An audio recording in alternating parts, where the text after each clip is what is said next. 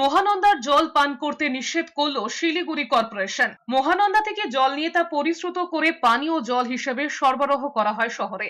বুধবার সাংবাদিক সম্মেলন করে মেয়র গৌতম দেব জানিয়েছেন, গৃহস্থলী বা পানীয় জল হিসেবে ব্যবহার করা যাবে না মহানন্দার জল। টেস্টিং এ জলের মান খারাপ বেরোনোয় আপাতত 2রা জুন পর্যন্ত নিষেধাজ্ঞা থাকছে। পুরসভার তরফে আপাতত পাউচে করে পানীয় জল সরবরাহ করা হবে। প্রিকশনারি মেজার হিসেবে, যেহেতু এটা হিউম্যান কনজাম্পশন, মানুষ জল আমরা সবাই খাচ্ছি, এই জলই আমরা কেউ অ্যাকোয়াগার্ডে খাচ্ছি, কেউ ওটা ডাইরেক্ট নিয়ে খাচ্ছি।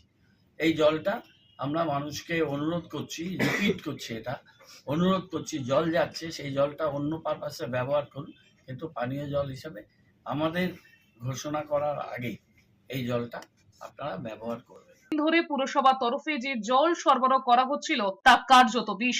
ইতিমধ্যেই বেশ কয়েকজন হাসপাতালে ভর্তি হয়েছেন। তার অভিযোগ, জলের গুণগত মান নিয়ে বারবার প্রশ্ন তোলা হলেও কর্ণপাত করেনি পুরসভা।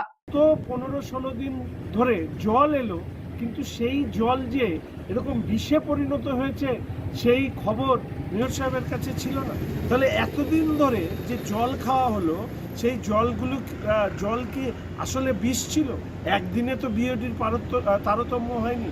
তাহলে ধারাবাহিকভাবে প্রতিদিন জলের কোনো ধরনের পরীক্ষা না করে একেবারে দূষিত, যাকে বলা যায় বিষ, সেই বিষ জল পান করাতে বাধ্য করলেন শিলিগুড়ি মিউনিসিপাল কর্পোরেশন। এর উত্তর দেওয়ার দায়িত্ব নিশ্চিতভাবে মেয়র সাহেব